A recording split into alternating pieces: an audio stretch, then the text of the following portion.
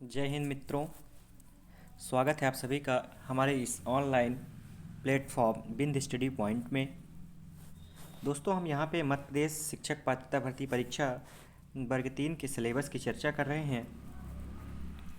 वर्ग 3 के सिलेबस की हम चर्चा कर रहे हैं और उसमें जो हमारा पर्यावरण सब्जेक्ट है, इस पर्यावरण सब्जेक्ट को हम टॉपिक वाइज कवर करने की कोशिश कर रहे हैं, जो आपकी परीक्षा के लिए काफ़ी महत्वपूर्ण होने वाली सब्जेक्ट है।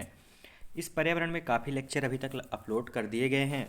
यदि आपने अभी उस लेक्चर को नहीं देखे हैं तो आप प्लेलिस्ट में जाके वहाँ से आप पर्यावरण के लेक्चर देख सकते हैं। और ये जो आपका संविदा वर्ग 3 में का जो सिलेबस में पर्यावरण सब्जेक्ट में जितने भी पॉइंट दिए हुए हैं, उन पॉइंट को हम पॉइंट टू पॉइंट कवर कर रहे हैं। उसी सीरीज में अभी हमने चर्चा की थी भूकंप की, उसका वीडियो अपलोड हो चुका है। आज हम चर्चा करेंगे भारत के प्रमुख फसलों के बारे में चर्चा करेंगे, जो काफ़ी इम्पोर्टेंट लेक्चर होने वाला है। आज हम भारत की प्रमुख फसलों को देखेंगे कि भारत में कौन कौन सी फसल हैं जो हमारे लिए इम्पोर्टेंट हैं। तो आज हम भारत के प्रमुख फसलों के बारे में चर्चा करेंगे। यहाँ से प्रश्न पूछा जाता है, तो दोस्तों हमारे साथ बने रहें। यह लेक्चर आपके लिए काफ़ी महत्वपूर्ण होने वाला है। तो आइए समय को न गवाते हुए स्टार्ट करते हैं भारत की प्रमुख फसलें। तो भारत के प्रमुख फसलों में यदि हम देखें तो सबसे पहले तो हमारे यहाँ मौसम और ऋतुओं में विभाजित किया गया है।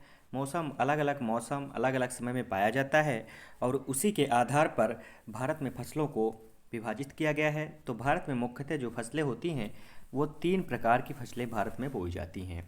उन 3 प्रकार की फसलों की बात करें हम तो खरीफ की फसल, रबी की फसल और जायद की फसल। तो हमारे यहाँ 3 प्रकार की फसलें होती हैं, रबी की फसल, खरीफ की फसल और जायद की फसल। ये आपको याद रखना है। यदि हम देखें फसलों का वर्गीकरण, जो हमारा फसलों का वर्गीकरण 3 भागों में किया गया है, रबी की फसल, खरीफ की फसल और जायद की फसल, उन्हीं के बारे में चर्चा करेंगे। यहाँ से प्रश्न पूछा जाता है।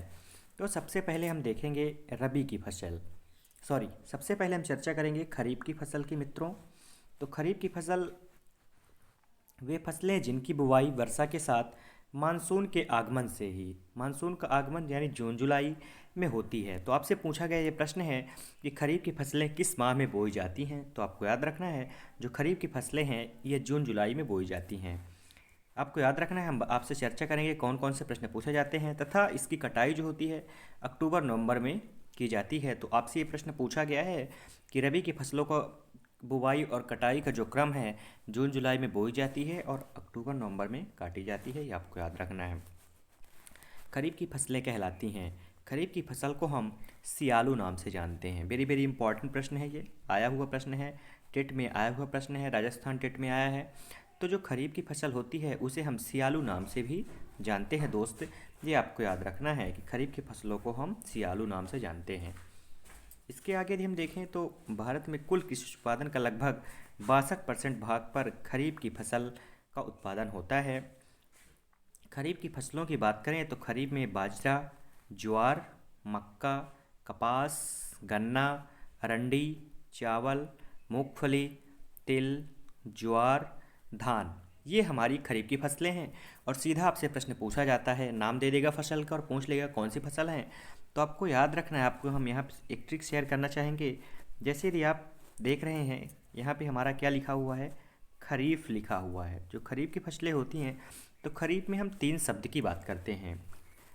तो जो 3 शब्दों वाली अक्षरों वाली जो हमारी फसलें हैं वो हमारी खरीफ की फसलें कहलाएंगी। ज़्यादातर एग्जाम्पल देखेंगे आप, चाहे हम बाजरा की बात करें, चाहे ज्वार की बात करें, मक्का की बात करें, कपास की बात करें, गन्ना की बात करें, चावल की बात करें, ज्वार की बात करें।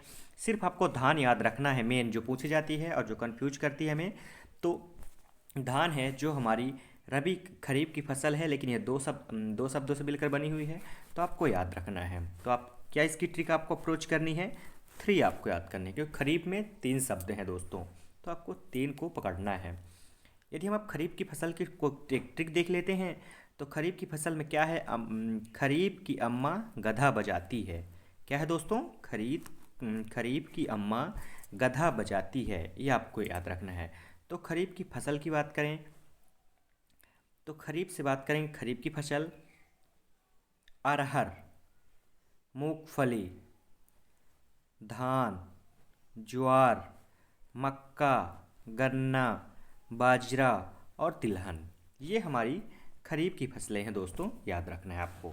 तो हमने देखा खरीफ की फसल। खरीफ की फसल के लिए आपको 3 अप्रोच करना है, वहीं से आपको इसको पकड़ना है, आपका मैक्सिमम टाइम आंसर गलत नहीं होगा। आइए आगे बढ़ते हैं और इसके बाद हम देखेंगे खरीफ रबी की फसल। अब हम चर्चा करेंगे रबी की फसल क्या होती है, कब बोई जाती है। यहाँ से जो प्रश्न पूछा जाता है कि किस माह में बोई जाती है, तो जब खरीफ की फसल की कटाई होती है उस जस्ट उसके बाद अक्टूबर नवंबर मंथ में हम रबी की फसल को बोते हैं और मार्च अप्रैल में इसकी कटाई होती है।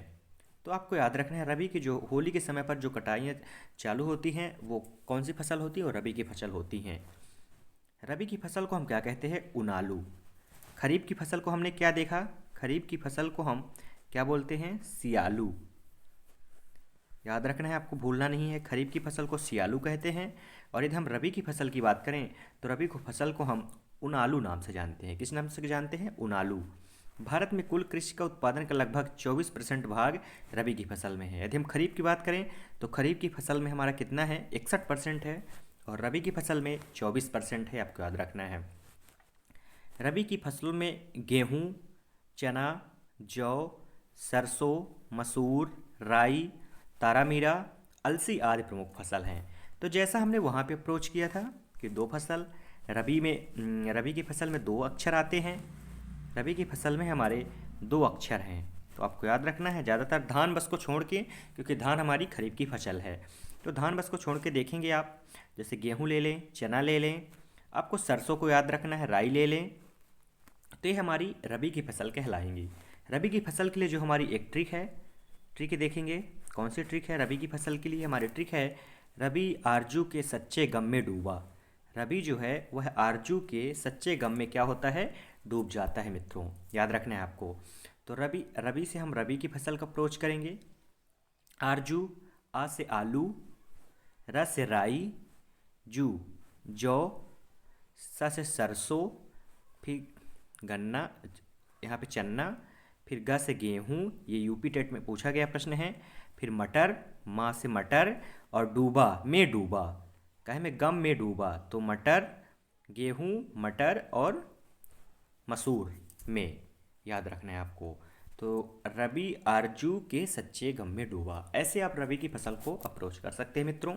हमारा यह प्रयास आपको कैसा लगा आप कमेंट के माध्यम से बता सकते हैं, आपको ज़रूर बताना है। देश में कुछ फसलें ऐसे होती हैं जो खेत में वर्ष पर्यंत यानी 12 महीने खड़ी रहती हैं और उन्हें हम 12 मासी फसल कहते हैं, जैसे चाय, कॉफ़ी, नारियल। तो हमारी 12 मासी फसलें कौन सी हैं, चाय, कॉफ़ी और नारियल। भारत में कुल कृषि उत्पादन में लगभग 14% योगदान 12 मासी फसलों का है। तो हमने देखा 61% रबी की फसल, 24% खरीफ की फसल, और एक 12 मासी फसलें होती हैं जिनका योगदान कितना है, 14% है। आप इसको भी देख सकते हैं सरसरी निगाहों में, आपको याद रखना है। इसके बाद जो हमारी अगली फसल है हम बात करेंगे, तो हमने 3 प्रकार की चर्चा की। जायद की फसलें क्या होती हैं, जायद की फसलें इसके बारे में देख लेते हैं। जायद की फसलें फरवरी मार्च में बोई जाती हैं, यह वेरी वेरी इंपॉर्टेंट फैक्ट है। कब बोई जाती हैं, फरवरी मार्च में, और मई जून में यह काटी जाती हैं। वर्षा ऋतु होते ही इन फसलों को काट दिया जाता है, इसी कारण जायद की फसल को हम चौमासा फसल कहते हैं। यह वेरी वेरी मोस्ट फैक्ट है, आपको सियालू, उनालू और जायद तीनों याद रखना है, सियालू, उनालू और जायद। तो जो चौमासा, तो जो जायद की फसलें होती हैं उन्हें हम कौन सी फसल भी, उन्हें हम चौमासा फसल के नाम से भी जानते हैं। जायद की फसल में तरबूज, खरबूजा, ककड़ी, पुदीना, साग सब्जी, हरा चारा आदि शामिल हैं। ये हमारी जायद की फसलें होती हैं, याद रखना है। तरबूज, खरबूज, ककड़ी, पुदीना, साग सब्जी और हरा चारा जो होता है यह जायद की फसलों में आता है। भारत में कुल कृषि में उत्पादन में लगभग 14% भाग जायद फसल का होता है, ये आपको याद रखना है। आइए ट्रिक के माध्यम से देख लेते हैं कुछ जायद फसल को हम ट्रिक के माध्यम से देख लेते हैं। क्या जायद फसल की हमारी ट्रिक है उसको हम देखेंगे, जो काफ़ी इंपॉर्टेंट होने वाली है जायद फसल की ट्रिक। तो मौत की खीर, क्या याद रखना है, जायद की जो फसलें होती हैं वो किसान के लिए क्या होती हैं, मौत की खीर। मौसमी सब्जी, त से तरबूज, क से ककड़ी और ख से खीरा। आपको याद रखना है कौन कौन सी? तरबूज, ककड़ी, देन खीरा आपको याद रखना है। ये हमारी जायद की फसलें होती हैं मित्रों। तो ये हमारी फसल हुई। इसके बाद देखेंगे भारत में प्रत्येक 5 वर्ष पश्चात जुलाई से जून के मध्य कृषि व सहकारिता विभाग कृषि की गणना करता है। भारत में पहली कृषि की गणना जो हुई थी वह 1970-71 में हुई थी। यह फैक्ट वेरी वेरी इंपॉर्टेंट है। ये छपने वाला प्रश्न है, आपको एग्जाम में देखने को मिलेगा कि कृषि व सहकारिता विभाग जो कृषि की गणना करता है वह पहली बार भारत में जो गणना की गई थी वह वर्ष 1970-71 में की गई थी। आपको ये याद रखना है। आइए इसके बाद हम देख लेंगे, एक एक करके देख लेते हैं भारत की कुछ प्रमुख फसल और उनके बारे में क्या इंपॉर्टेंट है, एक एक करके हम चर्चा करेंगे। तो सबसे पहले हम देखेंगे मित्रों चावल को। सबसे पहले चावल की चर्चा करेंगे, काफ़ी इंपॉर्टेंट है। चावल उष्णार्ध, गर्मी भी तेज व वर्षा भी तेज जलवायु का पौधा है। मतलब इसे गर्मी भी चाहिए और पानी भी चाहिए, जिसके बोने के लिए चिकनी, कछारी और दोमट मिट्टी इम्पॉर्टेंट होती है, महत्वपूर्ण होती है। 70 से 200 सेंटीमीटर वर्षा व 20 से 27 डिग्री सेंटीग्रेड तापमान की आवश्यकता होती है। चावल में बैक्टीरिया जनित रोग पत्ती चक्का याद रखना है, जिसे हम अंगमारी रोग भी के नाम से जानते हैं। तो आपको यहाँ पे जो हमारे लिए याद रखने की योग्य फैक्ट है, तो आपसे पूछा जाएगा अंगमारी रोग किस फसल में पाया जाता है, तो आपको याद रखना है चावल का रोग होता है अंगमारी। धान में फफूंद जनित रोग जिसे हम कुंडा रोग होता है। विश्व में चावल उत्पादन की दृष्टि से चीन का प्रथम स्थान है। तो ये आपको याद रखना है, जो अंगमारी रोग होता है यह चावल में पाया जाता है। और इसी के साथ साथ मित्रों, यदि आपसे पूछा जाए कि चावल उत्पादन की दृष्टि से विश्व में प्रथम स्थान रखने वाला देश कौन सा है, तो वह है चाइना। आपको याद रखना है।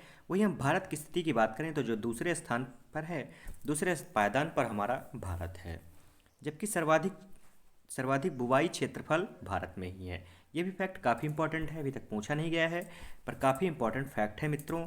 बुवाई के क्षेत्रफल में देखें तो भारत में सर्वाधिक क्षेत्र पर चावल बोया जाता है। भारत में चावल उत्पादन की दृष्टि से पश्चिम बंगाल वेरी वेरी इंपॉर्टेंट है। ममता दीदी पश्चिम बंगाल प्रथम स्थान पर, पंजाब द्वितीय स्थान एवं उत्तर प्रदेश तृतीय स्थान पर।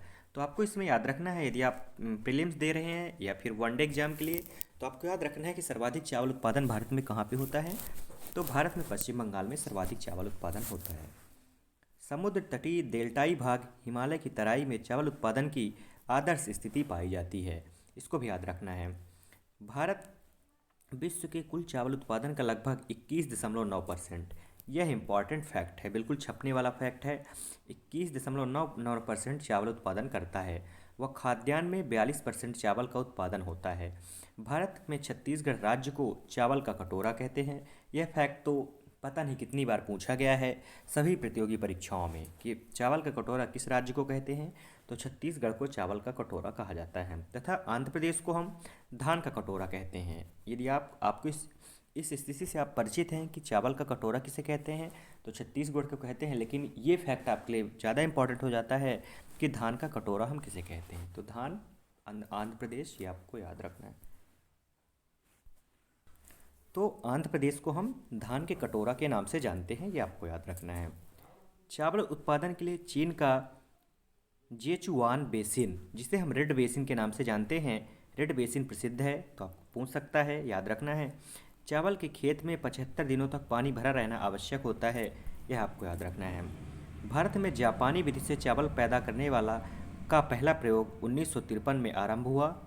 एजोला चावल की खेती के लिए जो मृदा उर्वरता को बढ़ाता है, एजोला चावल की खेती के लिए मृदा उर्वरता को बढ़ाता है। भारत में चावल की फसल उत्पादन में सर्वाधिक क्षेत्रफल स्थान घेरता है।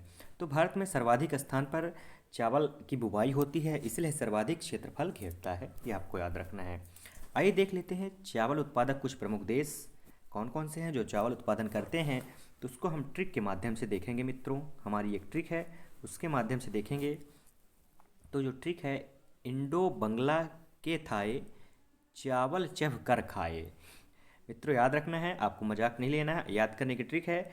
इंडो बंगला के थाए चावल चबकर खाए, तो हम देखेंगे इंडो से हमारा इंडोनेशिया, बांग्ला से बांग्लादेश, थाई से थाईलैंड, चब से चीन, च से चीन और भा से भारत और खाए। ये हैं हमारे चावल उत्पादन प्रमुख देश हैं।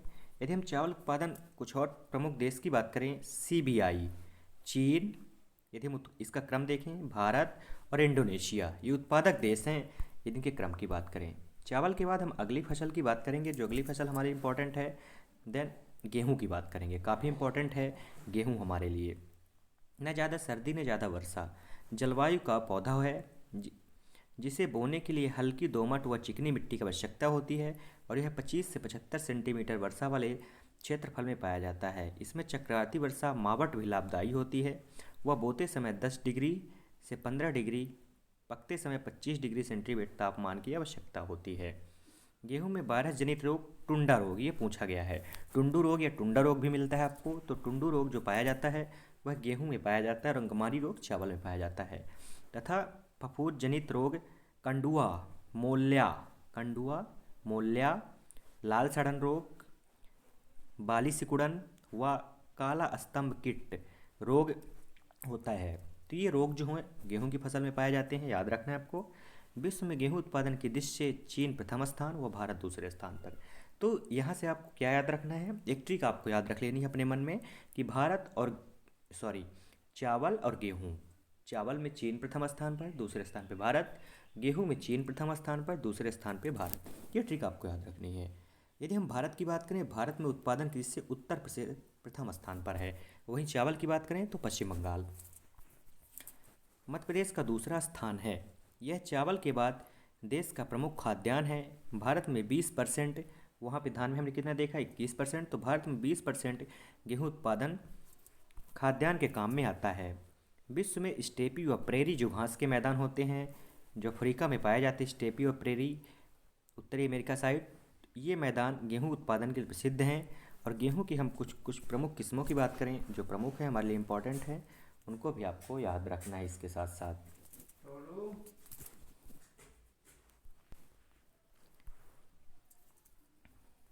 गेहूं की प्रथम क्रांतिक अवस्था में कल्ले निकलना। गेहूं की जो प्रथम क्रांतिक अवस्था होती है, प्रश्न यूपी टेट में पूछा गया है कि गेहूं की प्रथम क्रांतिक अवस्था क्या होती है। तो जो गेहूं के कल्ले निकलते हैं उसे हम गेहूं की प्राथमिक क्रांतिक अवस्था के नाम से जानते हैं मित्रों। इसके बाद जो हमारी अगली फसल है, हम ज्वार की चर्चा करेंगे। यह भी काफ़ी इंपॉर्टेंट फसल है। भारत में चावल व गेहूं उत्पादन के बाद ज्वार तीसरी मुख्य खाद्यान्न फसल है। ज्वार शुष्क जलवायु का पौधा होता है जिसके बोने के लिए हल्की दोमट मिट्टी, 20 से 30% वर्षा तथा 21 से 25 सेंटीग्रेड तापमान की आवश्यकता होती है। ज्वार में एक फफूंद जनित, जिसे हम तुलासिता, अरगट, आवृत, कंडुआ रोग कहते हैं, ये किस में पाए जाते हैं। ज्वार जो बोई जाती है, तुलसिता, अरगट, आवृत, कंडुआ जो रोग होते हैं यह ज्वार में होता है, ज्वार में होता है, आपको याद रखना है। ज्वार को निर्धन भारतीयों का भोजन या गरीब की रोटी कहते हैं। वेरी वेरी इंपॉर्टेंट है, आपको याद रखना है। भारतीयों का भोजन या गरीब की रोटी हम किस फसल को कहते हैं, तो ज्वार को कहते हैं, ये आपको याद रखना है। यह गेहूं के बाद देश की तीसरी प्रमुख खाद्यान्न है। यदि हम विश्व में बात करें इसके उत्पादन में, तो यूएसए प्रथम स्थान पर व भारत दूसरे स्थान पर है, जबकि भारत में महाराष्ट्र प्रथम स्थान पर यह है। ज्वार उत्पादन में महाराष्ट्र प्रथम स्थान पर है। लेकिन वर्ल्ड की बात करें तो याद रखना है आपको, एक टिक अपने मन में अप्रोच करनी है कि अगर विश्व में बात करेगा तो भारत का लगभग ज़्यादातर दूसरा स्थान ही है, ये आपको याद रखना है। और मध्य प्रदेश भारत की बात करें तो भारत में महाराष्ट्र उत्पादन में प्रथम स्थान है। इसके बाद मित्रों हमारी अगली फसल है, हम अगली फसल की चर्चा करेंगे मक्का। वेरी वेरी इंपॉर्टेंट है। मक्का का जन्म स्थान अमेरिका है, पहले याद रखना है। और ये फैक्ट पूछा गया है यूपी टेट के साथ साथ अन्य प्रतियोगी परीक्षाओं में भी पूछा गया है कि मक्का का जन्म स्थान किसे माना जाता है, तो अमेरिका को। मक्का अर्ध शुष्क जलवायु का पौधा है जिसको बोने के लिए 50 से 100 सेंटीमीटर वर्षा और 25 से 30 सेंटीग्रेड तापमान की आवश्यकता होती है। मक्का में फफूंद जनित एक बीमारी होती है, रोग होता है, जिसे हम ब्राउन स्पॉट कहते हैं, आपको याद रखना है। क्या कहते हैं, ब्राउन स्पॉट। विश्व में सर्वाधिक उत्पादन की दृष्टि से बात करें तो अमेरिका में प्रथम स्थान है, क्योंकि अमेरिका क्या है, इसका जन्म स्थान ही अमेरिका है, इसलिए अमेरिका इसमें प्रथम है। और भारत की बात करें तो भारत इसमें 7वां स्थान है। यूएसए के मध्य पश्चिम में विस्तृत मक्का पेटी पाई जाती है। भारत में उत्पादन की दृष्टि से प्रथम स्थान कर्नाटक का है। मक्का उत्पादन में भारत में प्रथम स्थान कर्नाटक में है, ये आपको याद रखना है।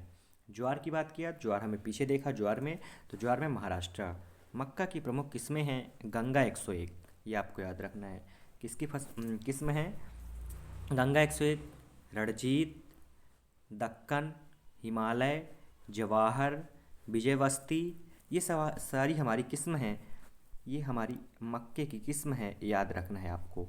और यहाँ से प्रश्न पूछा जाता है किस्म से, तो ये सब आपको याद रखना है। मक्का में जोइन नामक प्रोटीन पाया जाता है। वेरी वेरी इंपॉर्टेंट प्रश्न है, ये यूपी टेट में पूछा गया है, ये इंपॉर्टेंट हो सकता है आपके लिए। जोइन नामक प्रोटीन पाया जाता है किसमें? मक्के में। इसके बाद हम चर्चा करेंगे तंबाकू। अगली हमारी फसल कौन सी है? तंबाकू। तो तंबाकू के बारे में देखेंगे, यह अर्धशुष्क जलवायु का पौधा है जिसके बोने के लिए हल्की दोमट मिट्टी, बलुई मिट्टी और कछारी मिट्टी की आवश्यकता होती है। यह 50 से 100 सेंटीमीटर तथा 16 से 18 डिग्री सेंटीग्रेड तापमान की आवश्यकता होती है। तंबाकू की बात करें तो इसमें एक प्रसिद्ध वायरस जनित एक रोग मोजैक रोग पाया जाता है। मोजैक वायरस पाया जाता है, आपको याद रखना है, यह पूछा गया प्रश्न है मोजैक। तंबाकू उत्पादन की दृष्टि से चीन प्रथम स्थान पे है। तंबाकू उत्पादन की दृष्टि से चीन प्रथम स्थान पे है, यूपी टेट में आया हुआ प्रश्न है। तथा भारत का दूसरा स्थान है।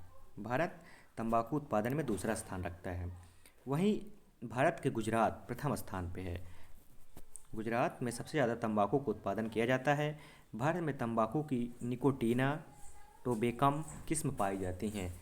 ये जो दो किस्म हैं हमारी तंबाकू की, निकोटीना और टोबेकम, ये किस्म है किसकी? तंबाकू की, याद रखना है आपको। करना राजमुंदरी में केंद्रीय तंबाकू अनुसंधान केंद्र है, CTRI, centre tobacco research centre है, तो आपको याद रखना है। केंद्रीय तंबाकू अनुसंधान केंद्र हमारा कहाँ है? राजमुंदरी में, ये आपको याद रखना है। इसके बाद अगली फसल की चर्चा करेंगे, चाय। दैट वेरी इंपॉर्टेंट, हमारे लिए काफ़ी महत्वपूर्ण है। चाय एक उष्णार्ध जलवायु का पौधा है जिसको बोने के लिए ढालू भूमि, हल्की व उपजाऊ मिट्टी जिसमें पानी सोखने की शक्ति हो, 200 से 300 सेंटीमीटर वर्षा और 24 से 30 सेंटीग्रेड तापमान की आवश्यकता होती है। चाय की फसल के लिए पानी की अधिकता तो आवश्यक होती है, लेकिन जमाव नहीं होना चाहिए। चाय के उपभोग की दृष्टि से भारत का तथा निर्यात की दृष्टि से श्रीलंका का विश्व में प्रथम स्थान है। तो यहाँ पे जो फैक्ट याद रखना है कि उपभोग की बात करें तो भारत में सर्वाधिक है, लेकिन यदि निर्यात की बात करें, जो सर्वाधिक निर्यात करता है वह श्रीलंका प्रथम स्थान पर है। विश्व में चाय उत्पादन की बात करें तो चाय से आपको याद रखना है चीन। डायरेक्ट आपको तुक्का लगाना है, चाय चीन, चाय चीन। भारत का चीन के बाद दूसरा स्थान है, तो भारत की रैंक है सेकंड। चाय को हरी सोना भी कहते हैं, ये आपको याद रखना है, काफ़ी इंपॉर्टेंट है। चाय को हम हरा सोना भी कहते हैं। यह नीलगिरी के पहाड़ी के क्षेत्र में चाय की कृषि सर्वाधिक होती है। चाय या काफ़ी, चाय व रबड़ एक रोपड़ की फसल होती है। एक रोपड़ फसल है चाय और रबड़, कॉफ़ी और रबड़, ये आपको याद रखना है। अब इसके बाद हम देख लेते हैं चाय उत्पादक कुछ प्रमुख देश की चर्चा कर लेते हैं। हम इसको ट्रिक के माध्यम से देखेंगे। सभी फसल के जो उत्पादक देश हैं उनको हम ट्रिक के माध्यम से देखेंगे। तो श्रीजा बोले हाय पियो भारत की चाय। कौन? श्रीजा बोले हाय पियो भारत की चाय। चीन, श्रीलंका, जापान, भारत और केन्या, ये हैं चाय उत्पादक वाले प्रमुख देश हैं, आपको याद रखना है। भारत में चाय उत्पादन की दृष्टि से असम प्रथम स्थान पर। बेहतरीन चाय दार्जिलिंग में पाई जाती है जो पश्चिम बंगाल में है, एवं सर्वाधिक उत्पादकता नीलगिरी की पहाड़ियाँ जो तमिलनाडु में स्थित हैं। चाय उत्पादक प्रमुख राज्य की बात करें तो असम, पश्चिम बंगाल, तमिलनाडु व केरल हैं। तो आप यदि असम को देखें, ईस्टर्न स्टेट जो हैं असम और पश्चिम बंगाल, वहीं हम साउथ की बात करें तो तमिलनाडु केरल में चाय का उत्पादन होता है। वहीं ताइवान की उलंग चाय विश्व प्रसिद्ध है। जो ताइवान की एक उलंग चाय होती है यह विश्व प्रसिद्ध है। यह छायापी पौधा होता है। भारतीय चाय बोर्ड का मुख्यालय कहाँ पे है? कोलकाता में। यह आपको याद रखना है, अंत में पूछा जाता है मुख्यालय, तो याद रखना है भारतीय चाय बोर्ड का मुख्यालय कोलकाता में स्थित है मित्रों। इसके बाद हम बात करेंगे नेक्स्ट जो हमारी फसल है कहवा, इम्पॉर्टेंट है। कहवा एक उष्णार्ध जलवायु का पौधा होता है जिसको बोने के लिए चिकनी दोमट और मिट्टी की आवश्यकता होती है। वर्षा की बात करें तो 150 से 250 सेंटीमीटर वर्षा और तापमान 15 से 18 डिग्री सेंटीग्रेड होना चाहिए। कहवा उत्पादन में ब्राज़ील का विश्व में प्रथम स्थान है। ब्राज़ील का विश्व में प्रथम स्थान है कहवा। ब्राज़ील में कहवा के बागानों को हम किस नाम से जानते हैं? फेजेंडा। आपको याद रखना है, यह भी प्रश्न पूछा गया है। कहवा उत्पादन को हम फेजेंडा नाम से जानते हैं।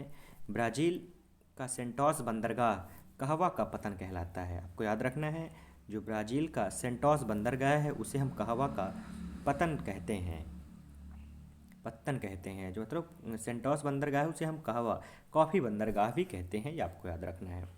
यमन के लाल सागर के तटीय क्षेत्र पर पाया जाने वाला मोचा कहवा विश्व प्रसिद्ध है। कौन सा? मोचा एक कहवा की प्रजाति है, आपको याद रखना है। भारत में अरेबिका किस्म की कहवा पाया जाता है, ये आपको याद रखना है, पूछा गया प्रश्न है। भारत के कर्नाटक में कहवा उत्पादन की दृष्टि से प्रथम स्थान पे है। कर्नाटक में कहवा की खेती के लिए मानसून से पहले की बौछार को चेरी ब्लॉसम, जो कहवा उत्पादन के लिए मानसून के पहले की बरसात होती है उसे हम चेरी ब्लॉसम के नाम से जानते हैं, आपको याद रखना है। भारतीय कहवा को हम मधुर कहवा भी कहा जाता है। जो भारत का हमारा कहवा होता है वह मधुर कहवा कहलाता है। बागान जो कृषि का एक प्रकार है जो भारी मात्रा में भूमि व पूंजी की आवश्यकता होती है, ये आपको याद रखना है। इसके बाद मित्रों हम अगली फसल की चर्चा करेंगे, यह भी इम्पॉर्टेंट है। अगली हमारी फसल है गन्ना। गन्ना की बात करेंगे, काफ़ी इम्पोर्टेंट है। इसके बाद हम बात करेंगे गन्ना, यह भी काफ़ी इम्पोर्टेंट है। गन्ना उष्णार्द्र जलवायु का पौधा है जिसको बोने के लिए दोमट और नमी युक्त हल्की काली और चिकनी मिट्टी का उपयोग किया जाता है। यह 100 से 150 सेंटीमीटर तथा 30 से 35 डिग्री सेंटीग्रेड तापमान वाले क्षेत्र में पाया जाता है। गन्ने में एक फफूंद जनित रोग, उकठा और लाल सड़न रोग, ये आपको याद रखना है। जो लाल सड़न रोग है ये पेपर में पूछा गया है, तो लाल सड़न रोग काफ़ी इंपॉर्टेंट है और उसके साथ साथ आपको उकठा भी याद रखना है। गन्ने के प्रति हेक्टेयर अधिकतम जल की आवश्यकता होती है। गन्ने का मूल स्थान भारत को माना जाता है, तो आपको याद रखना है, जो गन्ने का मूल स्थान होता है इसे हम भारत को मानते हैं। लेकिन गन्ना उत्पादन में विश्व में ब्राज़ील का प्रथम स्थान है तथा भारत का द्वितीय स्थान है। यदि हम गन्ने उत्पादन की बात करें तो ब्राज़ील का प्रथम स्थान है और भारत का द्वितीय स्थान, ये आपको याद रखना है। भारत में उत्पादन की दृष्टि से उत्तर प्रदेश प्रथम स्थान पर है गन्ने की, तथा उत्तर प्रदेश में भारत को चीनी का कटोरा भी कहा जाता है। यह अयनवृत्ति पौधा होता है। जो गन्ना हमारा होता है ये अयनवृत्ति पौधा होता है। चीनी उत्पादन में भारत का दूसरा स्थान है। कोयम्बटूर में केंद्रीय गन्ना अनुसंधान केंद्र, ये प्रश्न पूछा गया है। कोयम्बटूर में केंद्रीय गन्ना अनुसंधान केंद्र है, जो लखनऊ में राष्ट्रीय गन्ना अनुसंधान केंद्र स्थित है। जो केंद्रीय गन्ना अनुसंधान केंद्र है वो कोयम्बटूर में है और जो राष्ट्रीय गन्ना अनुसंधान केंद्र है वो लखनऊ में है, ये आपको याद रखना है। गन्ने में रैंड रॉड नामक रोग पाया जाता है। रैंड रॉड नामक रोग गन्ने में पाया जाता है, यह भी आपको याद रखना है। इसके बाद हम देखेंगे काली मिर्च, वेरी इंपॉर्टेंट है। काली मिर्च यह एक लता का बीज है। इसकी उत्पत्ति का स्थान केरल के वन प्रदेश में पाया जाता है। जो काली मिर्च होती है यह एक लता का बीज है और इसकी उत्पत्ति का स्थान हम केरल को मानते हैं। इसके बाद देखेंगे मिर्च, यह भी इम्पॉर्टेंट है। यह दक्षिण अमेरिका विशेषतः ब्राज़ील का पौधा है, जहाँ से यह पुर्तगालियों द्वारा भारत लाया गया था। तो आपसे सीधा प्रश्न पूछा जाता है कि मिर्च किसके द्वारा भारत में लाया गया था, तो आपको याद रखना है पुर्तगालियों द्वारा मिर्च को भारत में लाया गया था। इसके बाद हम देखेंगे अदरक या सौठ। अदरक और सौठ के बारे में देखेंगे। इसका पौधा बारहमासी होता है। केरल में अदरक से सौठ बनाई जाती है। अदरक और सौठ हमारी क्या बारहमासी फसल में आती है, आपको याद रखना है। नेक्स्ट फसल हमारी है दालचीनी। यह पेड़ की छाल होती है जिसका उपयोग भोजन को सुगंधित करने, दवाई व तथा तेल निकालने में किया जाता है, ये आपको याद रखना है दालचीनी के बारे में। यह पेड़ की एक छाल होती है। इसके बाद हम देखेंगे जायफल, वेरी वेरी इंपॉर्टेंट है जायफल। यह विशेष प्रकार का फल होता है जिसके ऊपर का छिलका होता है, जिसे हम जावित्री कहते हैं। जो जायफल का छिलका होता है उसे हम जावित्री कहते हैं तथा फल के अंदर के बीज को हम जायफल कहते हैं, ये आपको याद रखना है। अगली फसल है लौंग। लौंग की चर्चा करेंगे। यह एक वृक्ष के सूखे फल होते हैं। जो वृक्ष के जो फल होते हैं सूख जाते हैं, लौक के रूप धारण कर लेते हैं। जो मलक्का द्वीपों आदि का वृक्ष है, यह मलक्का में पाया जाता है, ये आपको याद रखना है। इसके बाद अगली हमारी फसल है हल्दी। वेरी वेरी इंपॉर्टेंट है हल्दी। हल्दी का उपयोग रंग बनाने, दवा बनाने, मसालों के रूप में होता है। हल्दी की दो गठीली और लंबी, दो प्रकार की हल्दी की किस्में पाई जाती हैं। कौन कौन सी? एक गठीली और एक लंबी किस्म होती है।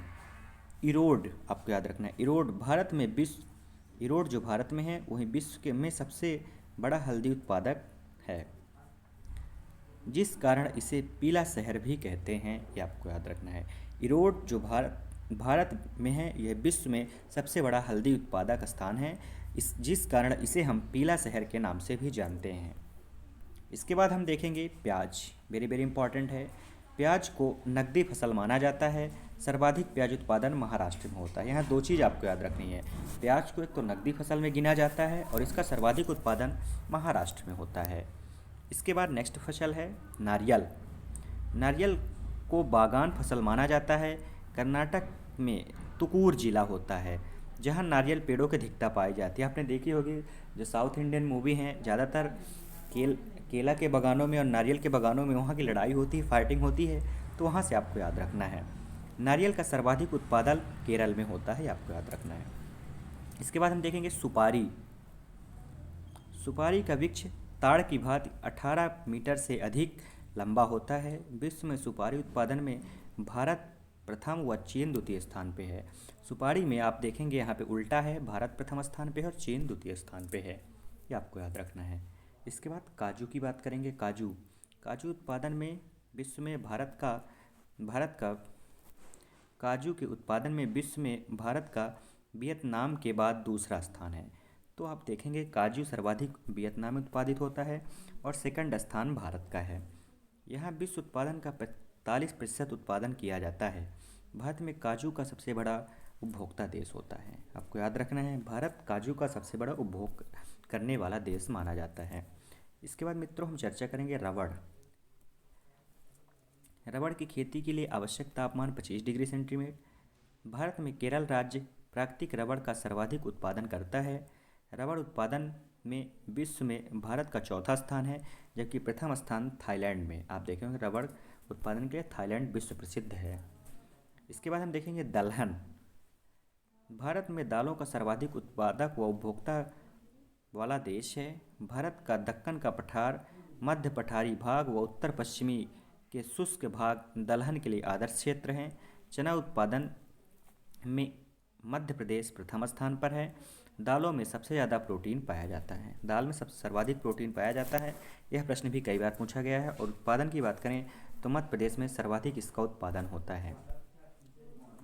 इसके बाद हम आइए देख लेते हैं कुछ प्रमुख संस्थान देख लेते हैं कृषि से संबंधित है और उनके मुख्यालय की बात करेंगे। तो भारतीय कृषि अनुसंधान संस्थान, यह नई दिल्ली में है।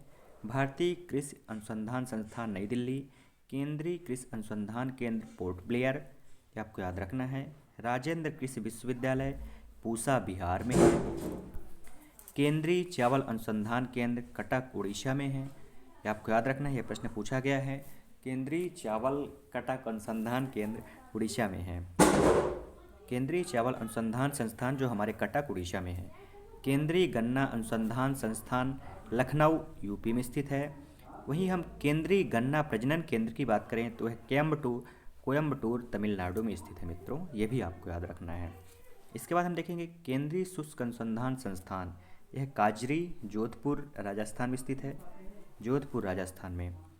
राष्ट्रीय काफ़ी अनुसंधान संस्थान वेरी वेरी इंपॉर्टेंट है, यह कुर्ग कर्नाटक में स्थित है। कहाँ पे स्थित है? कुर्ग कर्नाटक में, वेरी वेरी इंपॉर्टेंट है। राष्ट्रीय जूट अनुसंधान संस्थान, यह बैरकपुर पश्चिम बंगाल में स्थित है, बैरकपुर।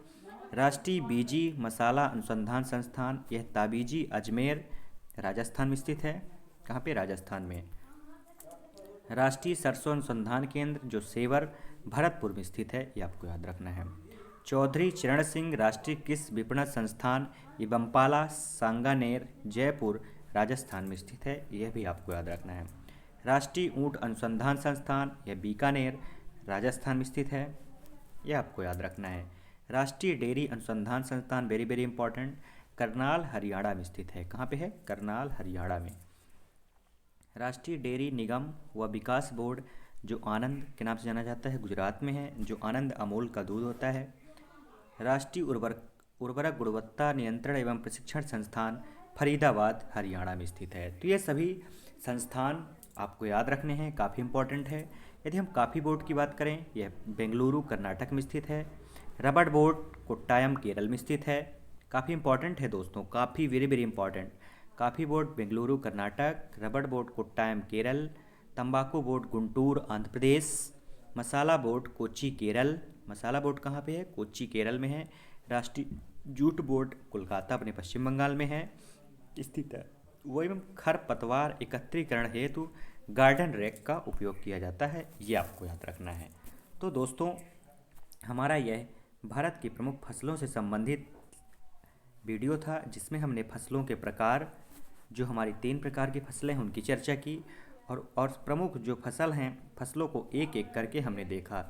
एक एक फसल को उनके बारे में देखा, उत्पादन की दृष्टि से कितने तापमान की आवश्यकता है, कितने वर्षा की आवश्यकता है। तो दोस्तों, यदि आपको हमारी यह वीडियो पसंद आई हो तो वीडियो को ज़्यादा से ज़्यादा शेयर करें और चैनल के साथ जुड़ें, चैनल को सब्सक्राइब करें, बेल आइकन को प्रेस कर लें, ताकि जब भी कोई नई वीडियो अपलोड की जाए आपको नोटिफिकेशन प्राप्त हो। यदि आप इसकी पीडीएफ चाहते हैं तो पीडीएफ के लिए आप डिस्क्रिप्शन में टेलीग्राम के लिंक है, वहाँ से आप टेलीग्राम चैनल को ज्वाइन करें और पीडीएफ प्राप्त कर सकते हैं। दोस्तों, हमने आपसे प्रॉमिस किया है कि हम पर्यावरण सिलेबस को कंप्लीट करवाएंगे। जल्द ही पर्यावरण का सिलेबस कंप्लीट होने वाला है मध्य प्रदेश शिक्षक पात्रता भर्ती परीक्षा वर्ग 3 के लिए। और यह वीडियो सिर्फ आप मध्य प्रदेश शिक्षक पात्रता भर्ती के लिए नहीं, अन्य प्रतियोगी परीक्षाएं जहां पे पर्यावरण आती है उनके लिए काफ़ी इंपॉर्टेंट होने वाले हैं। और यहां से हम आपके लिए A1 क्लास का कंटेंट आपको प्रोवाइड कराएंगे। तो आप पीडीएफ के लिए टेलीग्राम चैनल को सब्सक्राइब कर लें, टेलीग्राम चैनल को ज्वाइन कर लें और हमारे चैनल को सब्सक्राइब कर लें। थैंक यू, मिलते हैं अगले वीडियो में। जय हिंद।